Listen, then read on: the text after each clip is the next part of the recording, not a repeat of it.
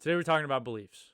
To me, beliefs are probably the most foundational topic that we can talk about, and it really helps us figure out who we are, what to do, all that stuff. I think it's the root cause of a lot of the issues that we have as quarter lifers, so that's why we're talking about it.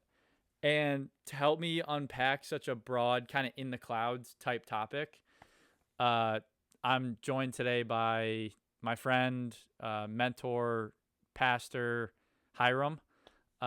We talk about what beliefs are, why they're important, how they're formed, what happens when you don't consciously choose what you believe, how to wake up to what we believe, the cost of believing differently than others. And later on in the episode, we do talk about Christianity and why we both believe it's a pretty good belief system to uh, believe in. Um, and before we dive in, just a little bit on Hiram. I'm sure, like, when you hear, oh, he's a pastor, like, you might think, oh man, great, I'm gonna get read the Bible for the next hour, and that's not at all what this is. We honestly don't talk about Christianity until kind of the later, 45 minutes in or so. And honestly, he's just a regular dude. He's a regular dude that just devoted his life to the mission of Christianity, and that's just what he does for 8 hours a day instead of what you and I might do. He's 34, so he gets this whole time period that we're talking about here. He's kind of on the back end of it himself. He's a Yankee fan. He probably cares too much about the Fast and the Furious movies. He's watched all of them, which is it's a lot. And I think honestly he'd be the first to tell you that he's not better than you or I. And so that's why I kind of wanted to have this conversation with him. So today's sponsor is Car Rides. This is definitely a more in-depth topic, and today's sponsor being Car Rides is because car rides are a good place to listen to podcasts. And something like this, I think, kind of requires your more full attention. So if you're thinking about doing this while you're at the gym or working or something, this episode might not be for that. I think it's for a car ride or for a walk, where you can kind of really kind of lock in and think about this stuff. Because again, I think this is such an important topic for us, and that's why we're talking about it. And so yeah, you might want to listen to it in the car. With that, go enjoy the episode, and thank you for being here. I think definitions are important. And so to start, I just want to read the Google definition of what a belief is. So a belief is a personal conviction or mental acceptance that something is true, real, or valuable. It's a subjective attitude, often a feeling of certainty that something exists or is the case, whether or not there is proof. Beliefs can be based on evidence, faith, personal experience, or other factors. So that's all cool. I read that and was like, that's a lot of big words, and I don't really understand it. So through ChatGPT and said, hey, rewrite this at a third grade level. So what that says is a belief is something you accept as true or real. It's like a strong feeling in your mind or heart that something matters or exists, even if you can't always prove it. People believe things for many different reasons, like what they've seen, felt, learned, or grown up with. So that's the focus of the conversation today. And off of that, like, I think there's beliefs in so many things that we do. Beliefs are, just to rattle off a few, I have to go to college in order to be successful. I have to drink on a Friday night. The purpose of life is to be happy. I have to have my whole life figured out by 30. Super applicable for what we're talking about. I need to post on social media so people think I'm interesting. If you're nice to me, I'll be nice to you. Michael Jordan's the best basketball player of all time. So beliefs come in a lot of different forms. And so, like, I rattled those off because they're like the root of so much for us. And so, we believe things about life, about careers, about relationships, about who we are, about what life should be, all this stuff. And so I think it's such a super foundational topic. And so here we go, Hiram. Here we are. Why are beliefs so important? Now that we know what beliefs are, why are they important? Yeah, I mean, this is something that I'm like super passionate about, is just taking the time to think about what we actually think about, right? And I'm a firm believer and a proponent for, hey, listen, if you believe something, you should know why you believe it and you should be able to explain your beliefs, you know? And so that's one of the first things that as I get to know people, I just want to know, like, how do you think? What do you think about? What do you believe? How do you see things? And so, I mean, belief is so important because uh quite honestly, despite what people think, what you believe actually informs what you do. It informs who you are. It informs how you act. And so the idea that your beliefs and your behavior, or your beliefs and your life, the way you think and the way you act, the idea that those things can be separate, I would say is absolutely false. That in fact, what you believe, it does inform what you do, right? Like I always use the example around gravity. Like you believe in gravity, you believe in the effects of gravity, and so therefore there are certain things you will do because of gravity and certain things you won't do because of gravity. Like you're going to go to the Grand Canyon and you're going to enjoy the view, but at the same time you're not going to get too close to the edge. Like what you believe about gravity and what could happen if you get too close to that edge and even fall over, that stops you from going to that edge. So that's a prime example of like what you believe impacts and informs what you do. And so that's, I think that's why beliefs are so important. And even more than that, like what you believe, it actually helps you see, uh, helps inform like how you see everything else. Like, and I know we're gonna get into that around like just the idea of worldview and the idea of just how you see the lens by which you look. And so, I don't want to get too far ahead, but yeah, beliefs are just super important because without understanding what you believe, you can't actually make the change you need in your life. That this is actually for the quarter lifer. This is actually super important because you need to understand how you're thinking and what you believe before you can even understand your place in the world and your purpose and the reason you are in the situation you're in. You got to understand, man, what do I believe at this very moment? Because that's going to dictate what path you take. Your beliefs shape your thoughts, shape your behavior slash like actions, which shapes your like whole life, right? And so the root of everything is your beliefs. I came across something literally today, no joke today, quote from this guy that said, the wrong education will produce the wrong mindsets, which will produce the wrong behavior, which will produce the wrong outcomes. And so how does that connect to belief? Well, like education, like the things we consume, the things we listen to, what enters our brain, right?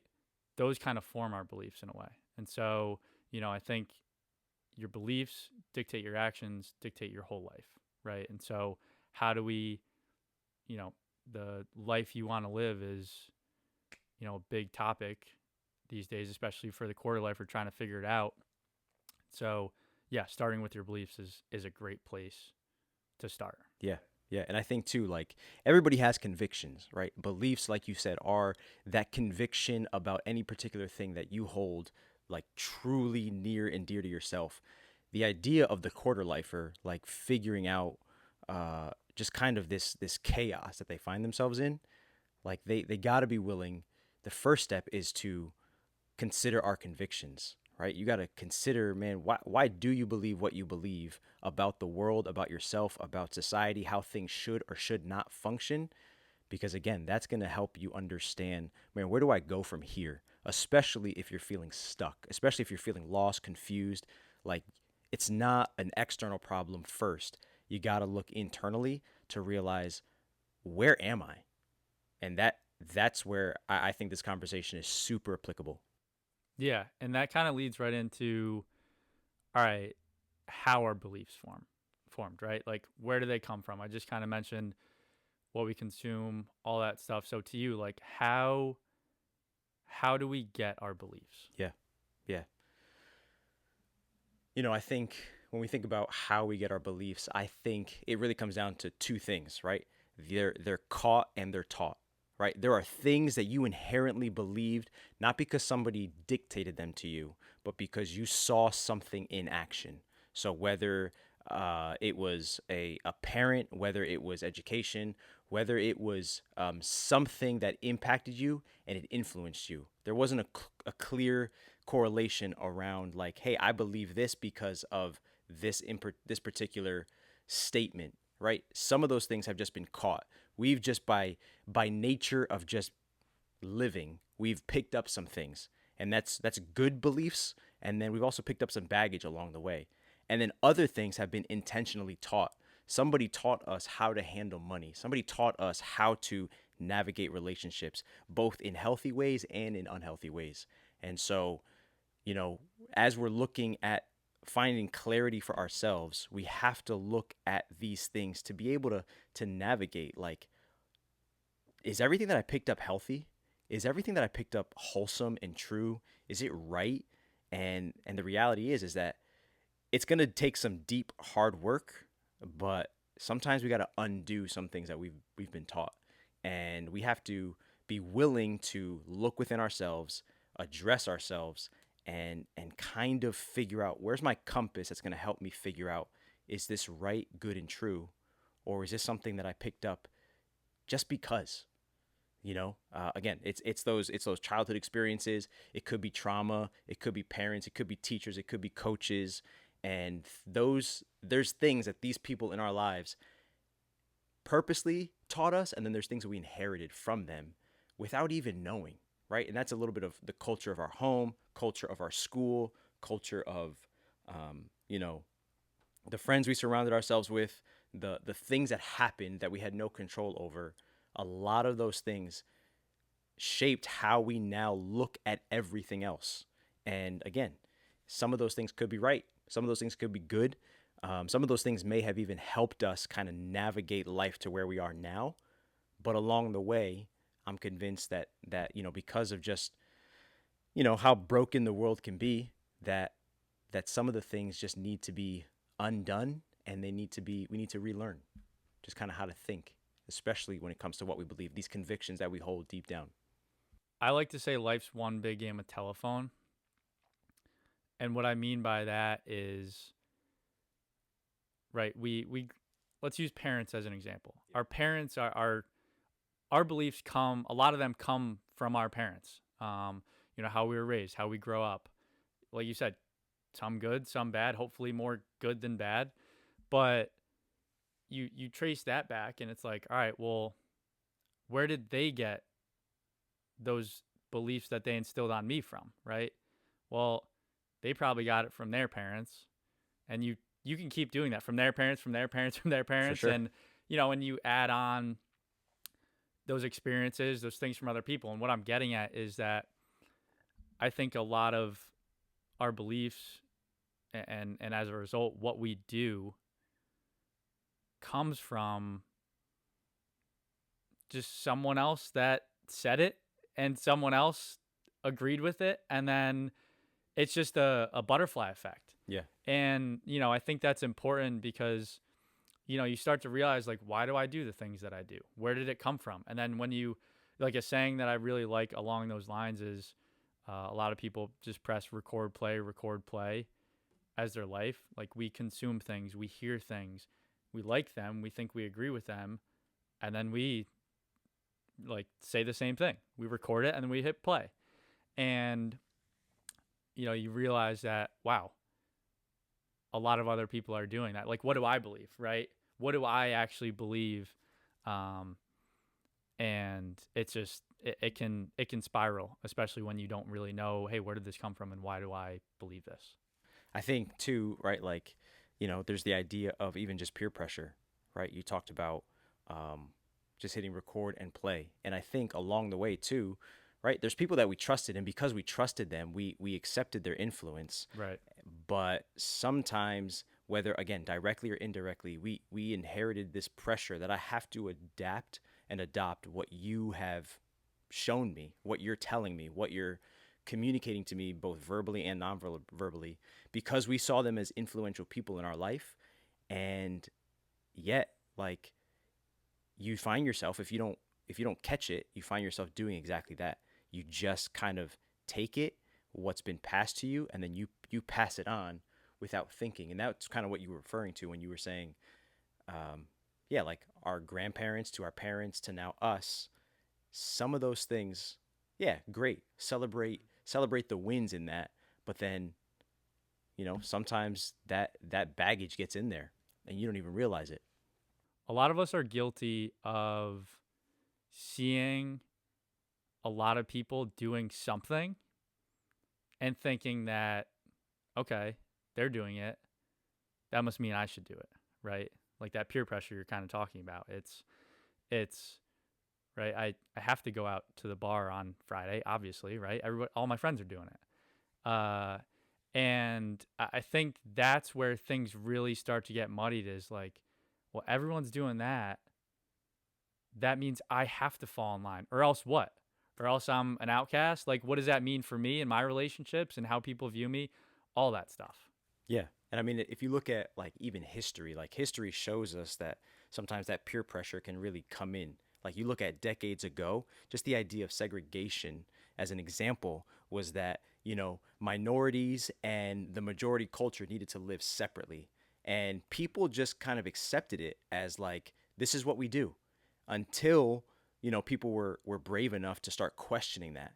But the reality is that most people were just kind of riding the wave of this is what we do. Well, why? It's just what we do. And so, that's not just for that time in history, but like in a lot of small micro level ways, we all do that. And again, it goes back to this idea of, you know, what's our beliefs? Where do they come from? How do we view the world? Everybody, to put it this way, has glasses in which they see everything.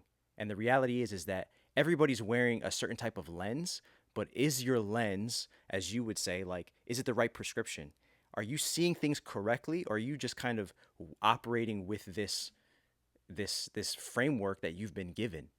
And again, for the quarter lifer who's just finding a difficult time in realizing, like, what do I do now at this stage of my life? Like, it's important to navigate and be willing to consider, like, am I wearing the wrong glasses? Like, did I get here because I just kind of did the thing that everybody told me to do, that I'm just ran through the motions without considering maybe something's off here.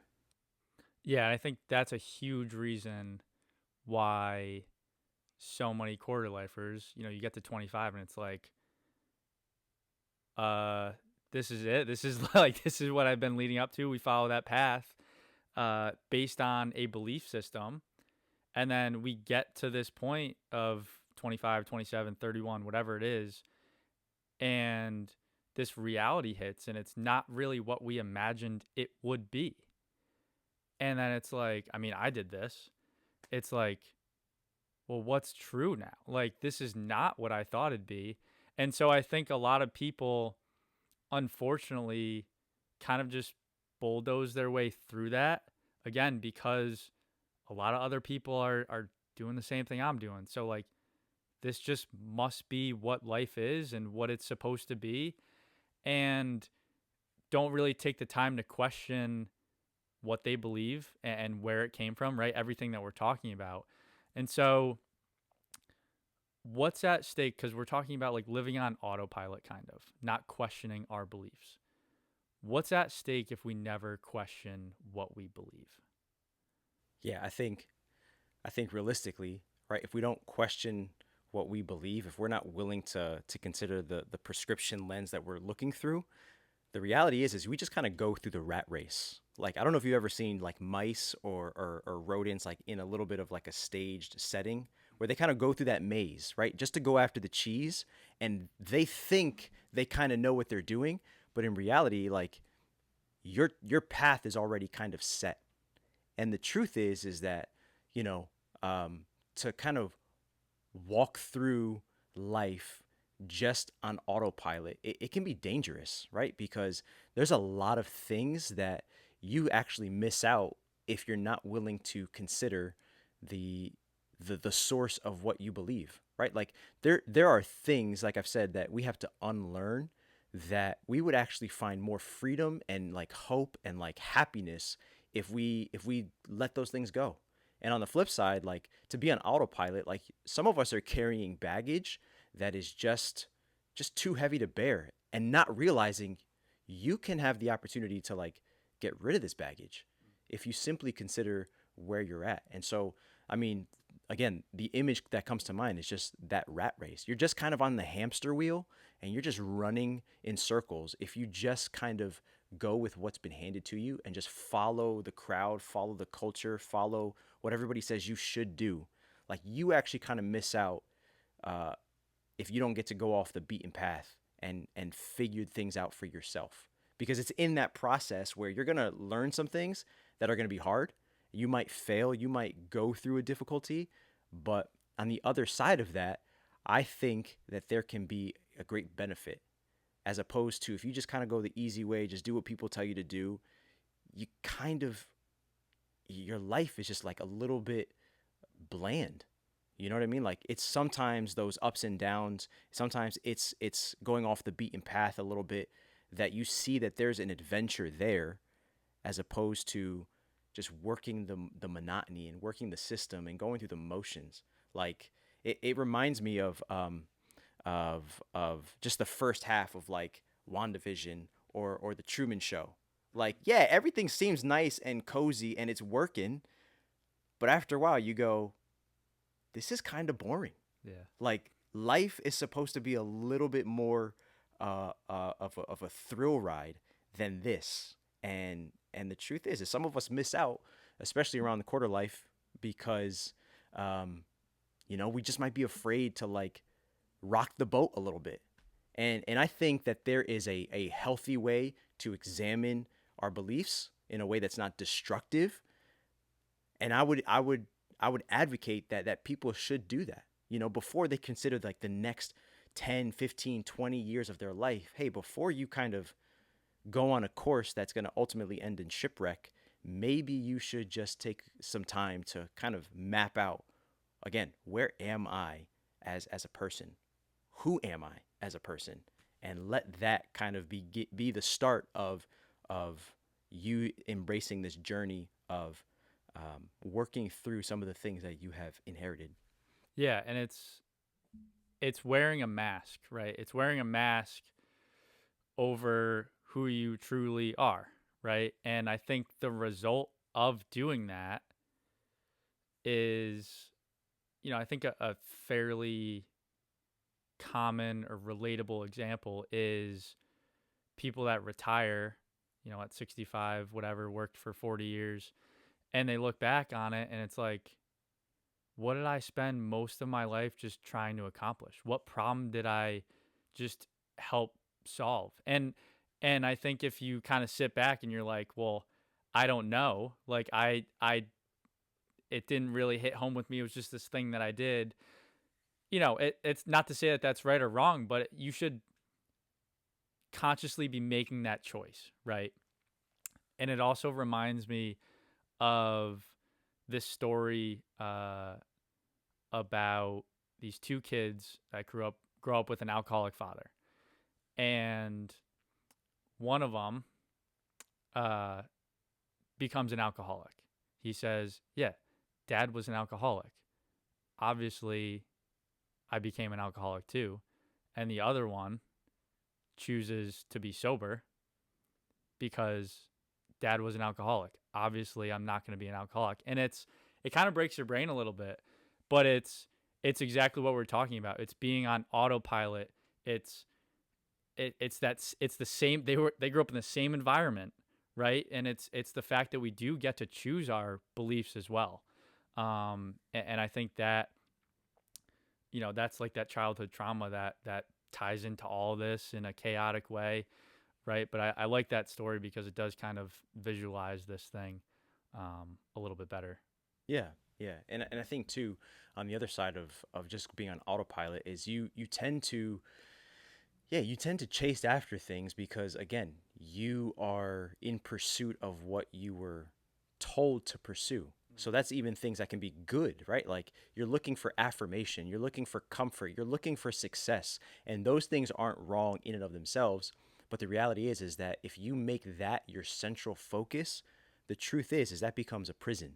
That you start to realize I can't function unless I receive the approval of my parents, the person that I'm dating or married to, if I don't receive the approval of my boss or people around me, you realize very quickly that you've kind of set yourself up to just get hurt because you're chasing things that you were never meant to chase in and of themselves, because those things are not the things that ultimately are meant to bring you fulfillment and happiness, that especially for somebody who's in the quarter stage of their life, they're thinking about.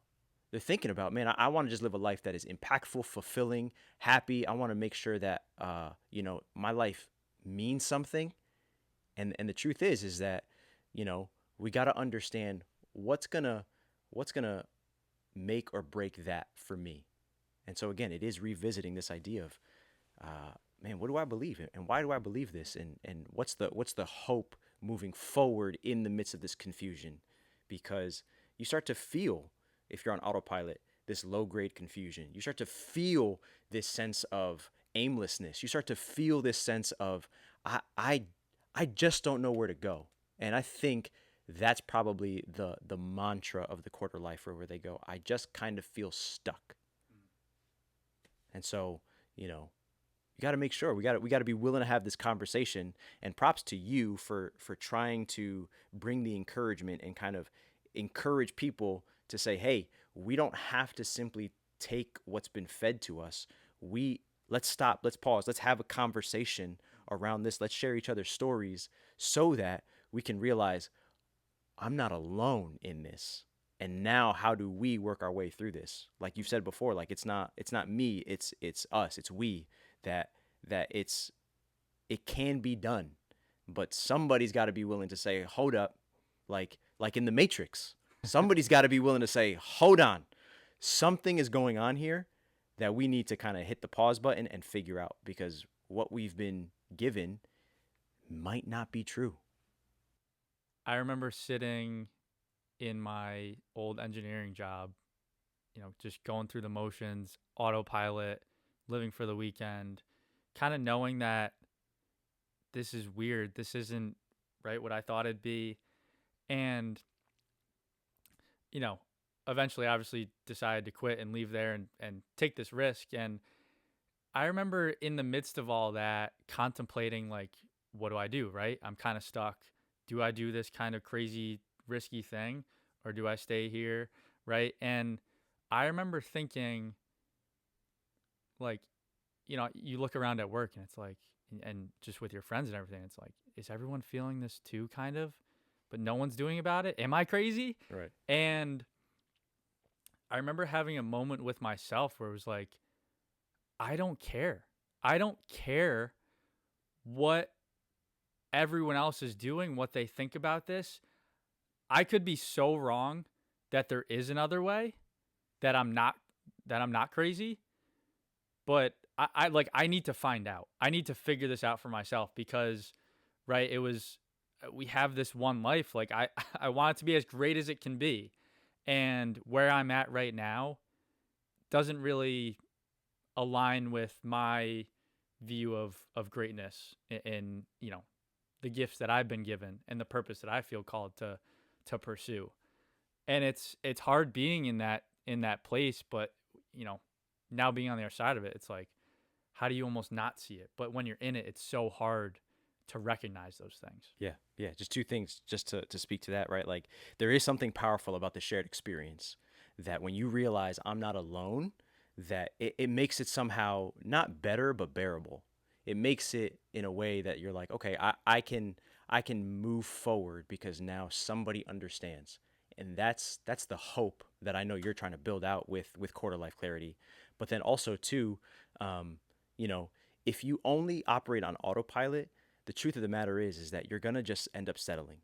Because to your point, you have gifts, you have opportunities that you got to be willing to explore, to be able to really um, live life to the fullest. And the reality is, if you're just on autopilot, you might think you're not settling, but you are, because you're just taking what's been given to you, rather than, you know what, being a little bit of a pioneer and saying, I'm going to try to look at this a different way. And and the reality is that um, no quarter lifer wants to right now would say, yeah, I want a life that I just settle in. And I would say, okay, well, start with the hard conversation about examining your own beliefs, because until you do that, you're just going to settle. But if you're willing to do this hard work, this deep inner work, the reality is that you can step into something that is much more fulfilling, like you're mentioning. Yeah. So on that, how how do we do that, right? How do we start to break the process of I've just believed this forever? Like, how do we wake up to what we actually believe? How do we audit those beliefs and just make sense of kind of everything that we're talking about? Yeah, yeah. I think in order for us to like really wake up to what we believe, you kind of almost got to take the posture of like a child, right? Like kids are known for being infamous for, or they're like known for always asking the question why. Like I know when I was younger, like I drove my parents crazy because on every little thing I'm asking the question, well, why?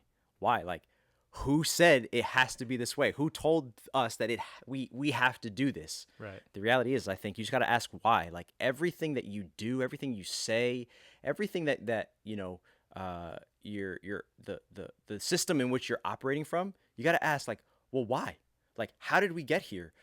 Why do I do this? Why did I take this job? Why did I go to that college? Why did I major in this? Why did I not pursue that relationship? Why am I afraid to have this conversation?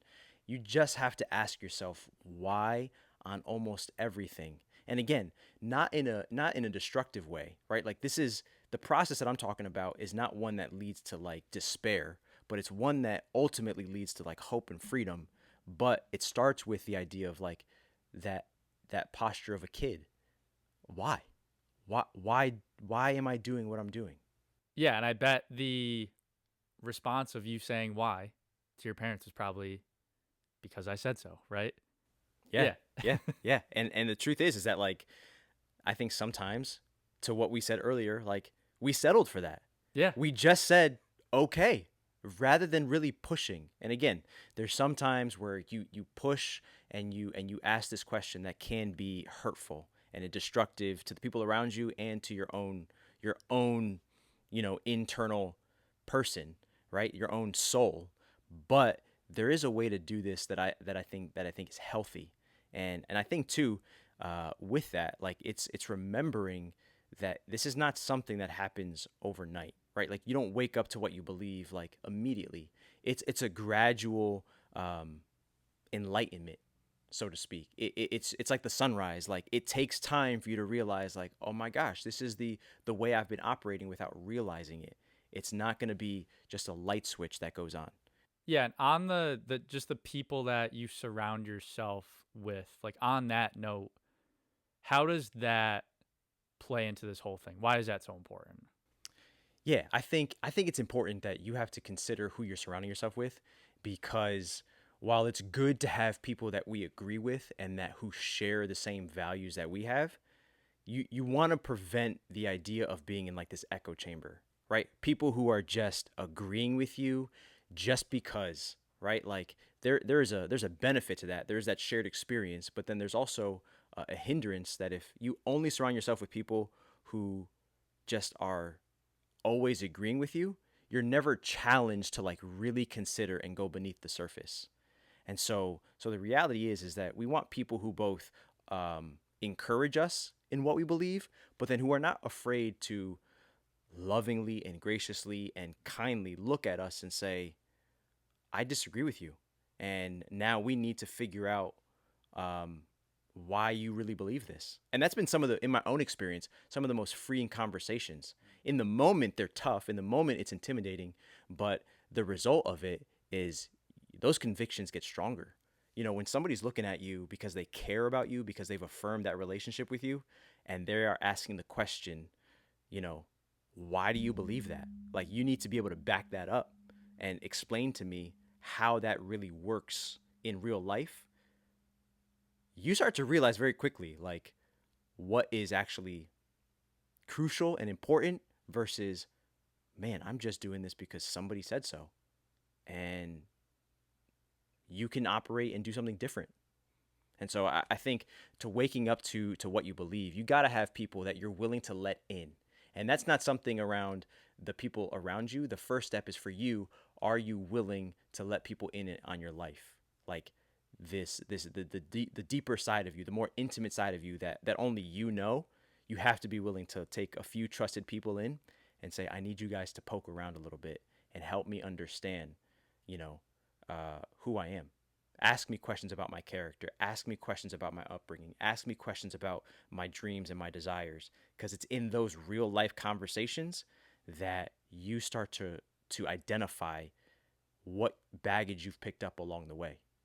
And like you said, Brian, the fact of the matter is we gotta go beneath the surface. Like we gotta stop trying to just be cordial in this conversation, and we gotta be willing to plunge the depths. Like because I don't know about you, but in my experience, I got sick of the conversations too. I got sick of the small talk. I got sick of the, hey, what do you do? You know, how's the weather? How's your family? And it's like, listen, I'm trying to find my purpose for the next 3, 4, 5 decades, and this is not helping. Yeah. And so you got to be willing to invite people into the conversation who are going to challenge you, and don't surround yourself with people who are going to just be an echo chamber. That's not healthy. And I think everyone wants to be challenged too. I think there's something about just being around people that are just yes men to you, and then that person that's like, hold on, wait a minute. Like that there something clicks, something goes on inside you that although it might be, yeah, you might be getting challenged, you might be uh kind of being questioned, but something happens inside you that goes, well, this is kind of nice. And I think maybe what that is just realizing that I think there is a fundamental part of us that wants to grow, that wants to change, that knows we are not uh, our best version of ourselves at our present state, and being challenged allows us to get closer to that, right? And I think that's kind of the benefit of community, of having people around you that I think also just how to go about that conversation. It is being compassionate and empathetic first. Yeah. And then it's like, you know, just asking questions. Hey, did you think about it this way? Right.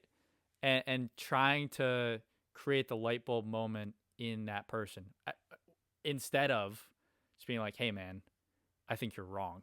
Right. Yeah. Like that's not, because then that's where you get defensive. That's when, you can butt heads and that conversation really isn't productive.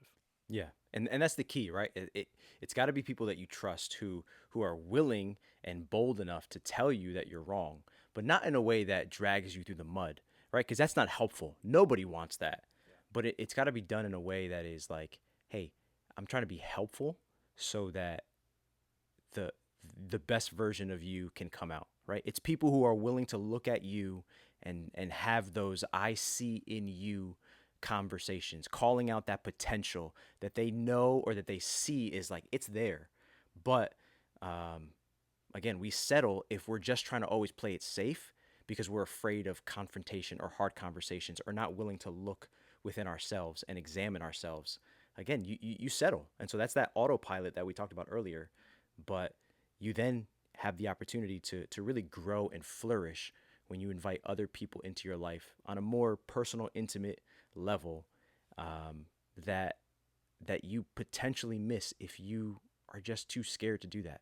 So for the quarter lifer, like who are the 2, 3, 4 people around you right now that they are allowed to call you on your stuff, both your bad habits, your dreams, your goals, like who's pushing you to be more consistent, more disciplined, and to do what is right and true. And I think for most people, like we have our friends, but when you ask that question, okay, but who's your inner circle?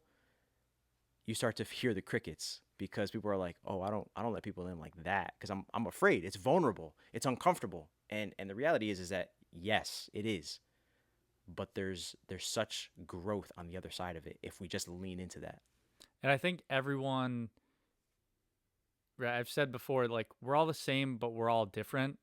I think when you decide you want to go there and be a little bit vulnerable and have those conversations, I think you quickly realize that those friends, that kind of inner circle that you kind of have, but maybe you're unsure of, I, f- I think you're gonna realize that they want to go there too, and it's just this whole conversation that we're having of we're kind of scared to be the first one to do it, right? But at the end of the day, we are kind of all the same, and we do want to have those deeper conversations, and we do want to grow, we do want to get better, we do also want to help our friends get better. Um, and one thing too, just another thought on, right, how do we wake up to what we believe, and kind of like change our beliefs a little bit.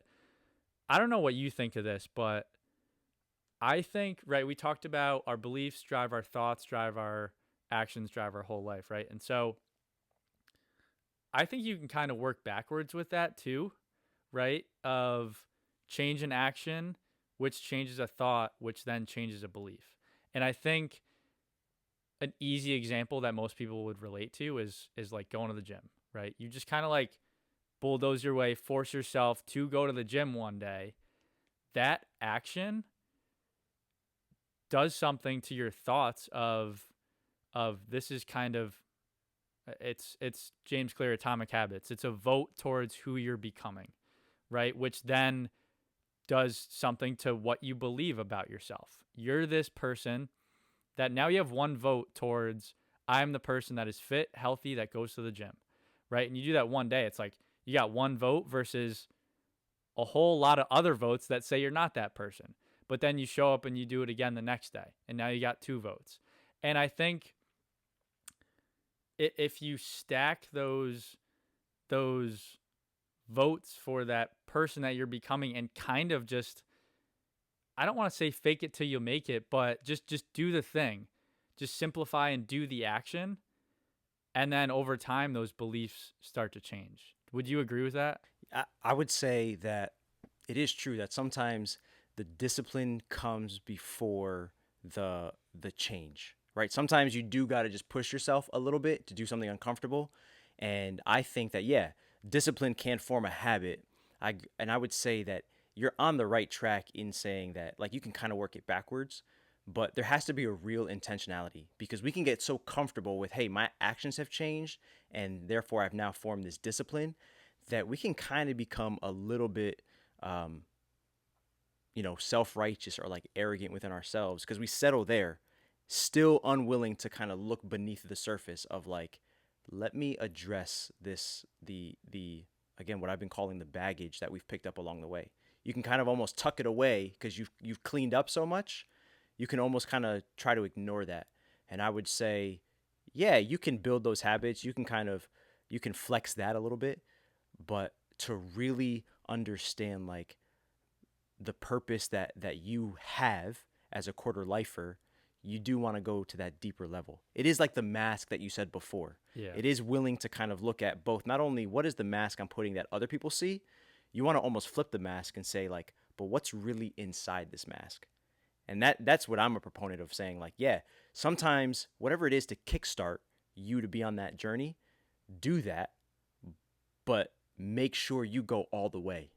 So you do want to again challenge the assumptions that you possess. Everybody has preconceived notions. They have these presumptions, and the truth is that we should look at that and unearth that a little bit and keep what's good and get rid of the what's bad, right? And we benefit from that, and so to a degree, yes, I agree with that. Yeah. I would just say, but let's not use that as a reason to not keep going deeper. Right. Don't use it as a crutch. So let's change gears a little bit to, right. I mentioned in the intro that you're a pastor, right? You found your belief system in Christianity, as have I. And so, you didn't find your belief system in yourself, in just doing whatever feels good, whatever it might be. There's so many kind of belief systems out there. So why Christianity? Yeah, I mean, long story short, for me, I reached a point, when I was younger, where I felt lost. I felt confused, and I had to realize that in and of myself, I don't have the answers.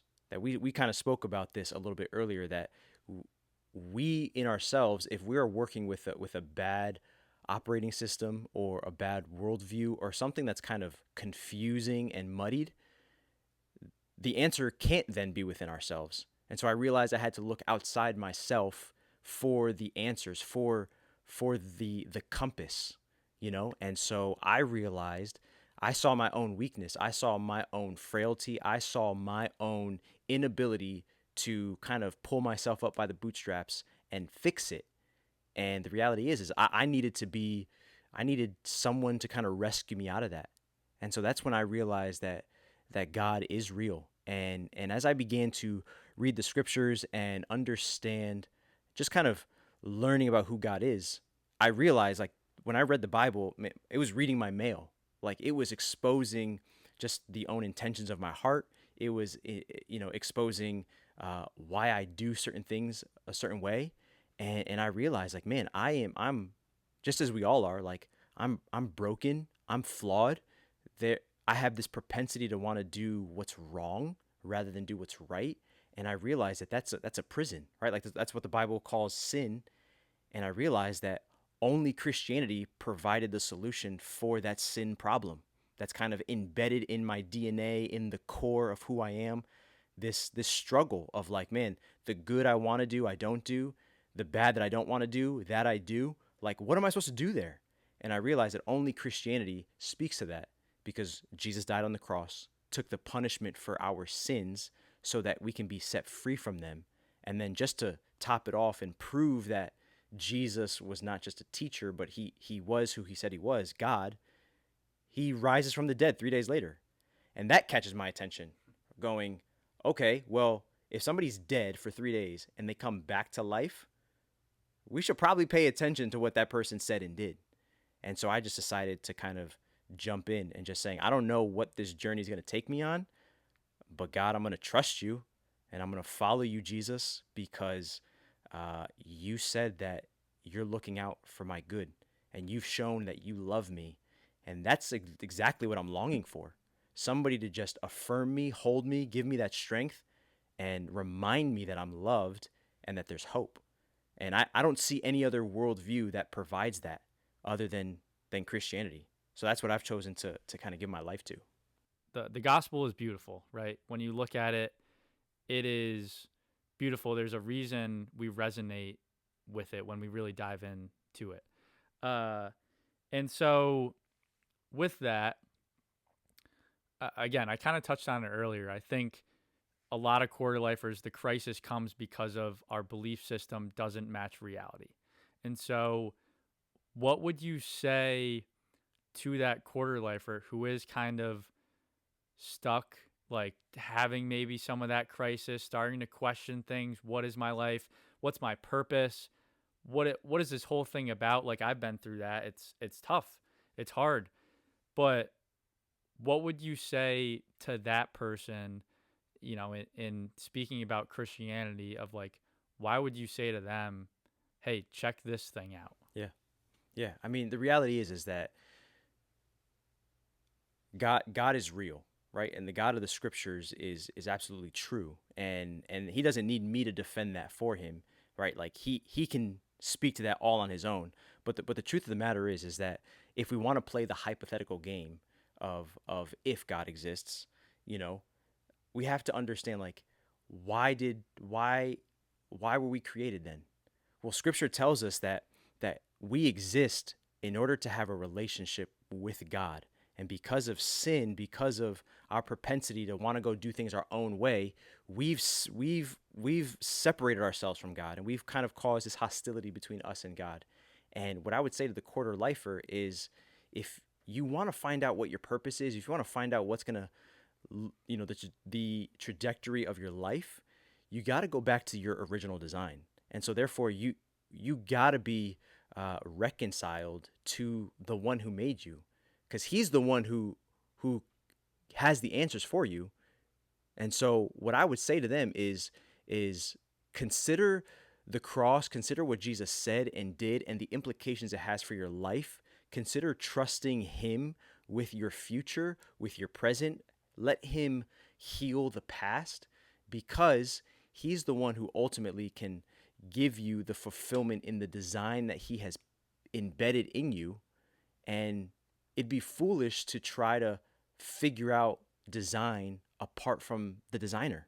Like that's probably the quite simplest way that I could put it, is that until you come back to the source of who you were meant to be, you're always going to feel lost, because you don't have a north star. You don't have a north on your compass. You don't have something that's going to ground you, and you're just going to be on like sinking sand or like the ocean where nothing is steady. It might feel that, you might be convinced that there is stability or security in other things, but the reality is that until you are planted on like the rock that is Jesus, your foundation is gonna crumble. There's gonna be something that happens. The pressure, you can't hold it up, and at the quarter life stage, we start to feel that. We start to feel the sense of, hold on, things aren't as stable as I thought they were. And that is a gift from God to show you, like, hey, you actually need me. And not in an arrogant, proud way, but in a way that God is saying, I can help you. But you got to be willing to not just add Jesus to your worldview. You got to be willing to bring all that to him and let him shape how things are supposed to go. What about the person who's listening to you, this pastor that they don't know, Yeah. Talk about Christianity, right? It's kind of, some people are like, cool, man, like that all sounds great, but that's not really for me, right? Like, what would you say to that? Yeah. I would say, similar to what we mentioned earlier around the willingness to be challenged, I would suggest that if you don't believe this and you don't want to believe this, and maybe you think I'm crazy because of this, that's fine, but help me understand your worldview, right? Because ultimately, every worldview that exists has to some degree, borrow from the Christian worldview, right? Like, take the idea of morality. Like, we all know inherently that it's wrong to murder. We know that it's wrong to steal. There's just certain things that we know that telling a lie is not good. My question would be, well, where does that come from? Right? If it doesn't come from a perfect, all knowing, holy creator who we would say is Jesus Christ, God himself, where does that come from in your worldview? If I'm wrong, and that's not something that you can see yourself subscribing to, well, then who informs what's right and wrong in your world? And the truth is if you boil it down, you can't, because God has put all of this in front of us so that we would hopefully find our way towards him. Again, what is your north on your compass? And even if you don't want to believe this, even if you don't want to engage in that conversation, I would say for you at this stage in the quarter life era of your life, you should know why you believe what you believe. If you disagree with me, that's fine. Let's have that conversation. But you have to be willing to really go beneath the surface and explain why. And that's where I would say, like, that's where this idea of beliefs gets put to the test. And again, which is why we would all benefit from having people around us who are willing to challenge that. Because it's in that you realize, maybe this worldview doesn't work the way I thought it was. Maybe it's not as practical as I thought it was. And unless we're engaging in this conversation, then we just run the risk of just playing it safe. And on that too, I would, to add on to that, I think a lot of people that I grew up with, and myself included, grew up with going to Catholic church, going to church because we had to. It was a chore. Sunday, I just show up to this place. I do this thing. I don't get anything out of it. I sing a couple songs. I go home and go on with my life. And I think just on that, I think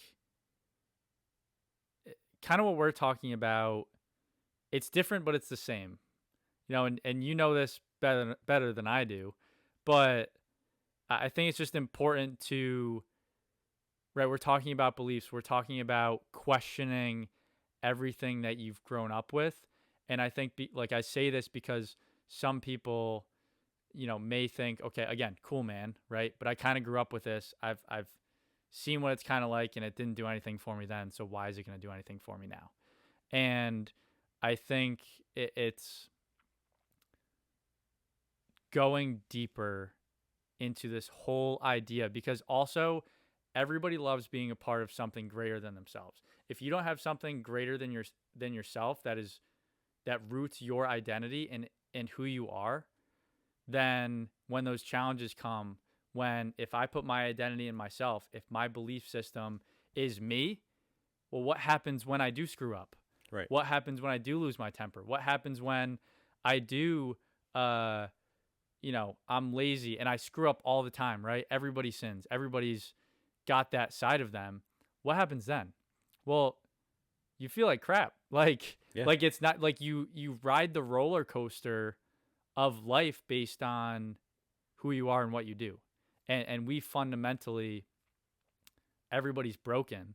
And so I think it's almost like an invitation to have a less bumpy roller coaster ride, right? When you do grab onto that something greater than you and latch onto it, and it's like, no matter what I do, there's somebody that loves me, that wants me, that is desiring me, that seeks me. Also, by the way, that created everything and all this stuff. And it's like, that's why it's so important to just check it out. Like, just look into it and kind of, right, question your beliefs, whether they were never there or whether you grew up in it and were like, no, man, this isn't for me. Yeah, and I would say, before you say this isn't for me, I would say challenge it. Yeah. Challenge it. Like, engage with it before you make that decision. It's not for me, right? Because that's like trying to say, I didn't like that movie, but you never went and saw the movie. Yeah. So how can you say the movie sucked if you never went in and engaged with it yourself? Because how many times have we done that, where we go, nah, I don't want to do that because it's not going to be fun. It's going to be dumb. That's not for me. I'm not going to be into it. And then you go, all right, I'll try it. And then you realize that was an awesome thing. That's what I would say with Christianity. That's what I would say with engaging with the scriptures or being embedded in the life of a church, because you might be surprised. I would say you will be surprised when you finally engage with it. All the preconceived notions that you brought to the table that actually weren't true, but that there is actually something there. It's like trying a new food. There you go. There you go. All right, we got to move on. Let's with all that being said, right? Like, wanted to hit on that, wanted to talk about Christianity and the importance of what you and I believe is a phenomenal belief system to put our identity in, to believe in. And so that kind of transitions me into, well, one, Christianity is kind of this, if you're outspoken especially, it's kind of countercultural. It's a little different, especially where we are in the Northeast. But not even technically just speaking about Christianity. Like, what happens when you start to believe and do things because of those beliefs that start to go against maybe your friends or your parents or your family or the culture, all this stuff? Like, there is a cost to that. Like, what's that tension like? What does that feel like? What does that cost? Yeah, you do run the risk of feeling misunderstood or left out or yeah, just isolated. And the truth is that doesn't have to be as scary as it might sound, though it doesn't invalidate the reality of it, right? You're gonna feel judged, or you're gonna feel like, um, if you start to question things, people might ask you like, why are you being so serious about this? Like, what's your problem? And those can really sting, deep down. But there's also the cost of not willing to do this hard work, because you end up conforming, right? Like, you are being formed and shaped whether you believe it or not.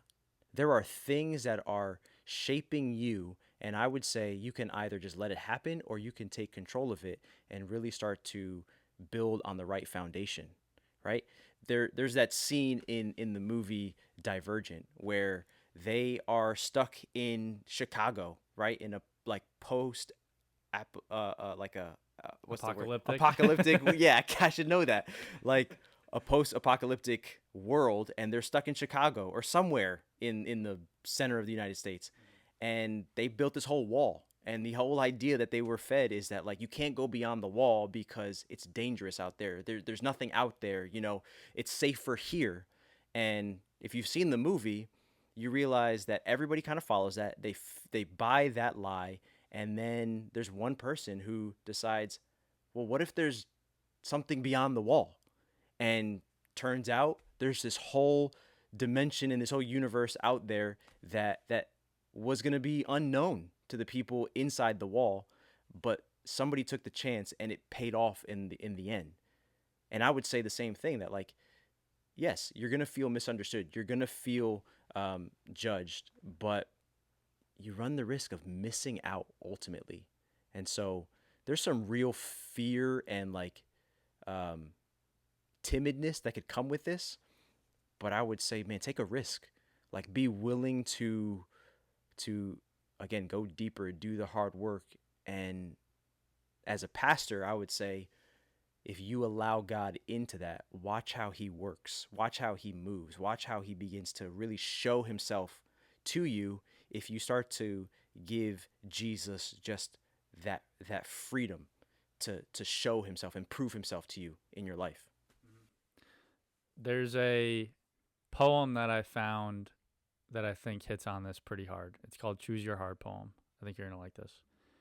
Marriage is hard, divorce is hard, choose your hard. Obesity is hard, being fit is hard, choose your hard. Being in debt is hard, being financially disciplined is hard, choose your hard. Communicating is hard, not communicating is hard, choose your hard. Life will never be easy, it will always be hard, but we can choose our hard. Pick wisely. And if I were to add a line to this poem that relates to what we're talking about, it would be acting on what you believe is hard. Living a lie to be accepted is hard. Choose your hard. Yeah. Like, they're both hard, right? Like doing something or not doing something, they're both hard. They both have consequences. They both have a cost. And I've lived this personally. I mean, I've been, just speaking about Christianity, like, I've been a believer since 2020. I talked about that in episode 1 of just what all that was like, but I've lived since kind of the past 4 years kind of doing it in like a closet. I'm going through this transformation, but I'm doing it kind of silently. I don't really want to talk about it with my friends. I don't really want show people who I truly am. And it's that mask. It's hard to walk around with that mask on of, you know what, like, this is like the number one thing, most important thing in my life now. And you know what? I'm not going to talk about it, right? Like, it seems crazy. Like, if I knew how to make $1 million and didn't tell anybody, like, I didn't tell you, Yeah. it'd be like, what the hell, man? Yeah. Right? But I think, I think it's also just like, what kind of life do you want to live? Do you want to live your life, or do you want to live someone else's based on just what you were told? Right. And I think that I've lived both now, and now kind of being a little bit more outspoken and just truly being who I am, man, it's empowering. It feels great. There's so much confidence that comes with it. And I do think there's a level of respect that people have for you when you're 100% you, willing to just put yourself out there and be honest, kind of challenge them a little bit too, right? Um, yeah, and it's freeing. Yeah, and that's really the invitation, right? Like this is not about do's and don'ts, but it is about, do you want to be free or do you want to continue to live enslaved? Right? And that's the message of the Bible. Jesus brings freedom, right? Freedom in the truest sense, right? There's this internal struggles that we have, and Christ over time, it's not always an instantaneous thing, but over time can help bring that hope for you. And so for the quarter lifer who feels so lost, my message to them would be, you don't have to be stuck there. There is hope, there is a way out, but it does call you to have to, um, again, do the hard work, take some ownership, and be willing to take those few steps forward in the right direction to be able to discover this. Because, like you said in that poem, it's going to be hard no matter what. And so, the idea and the worldview that says, hey, this should be easy, I'm sorry, That's a belief. but it is a belief. I'm sorry, but you gotta chuck that aside, because it's not gonna go like that. It's not gonna always be easy.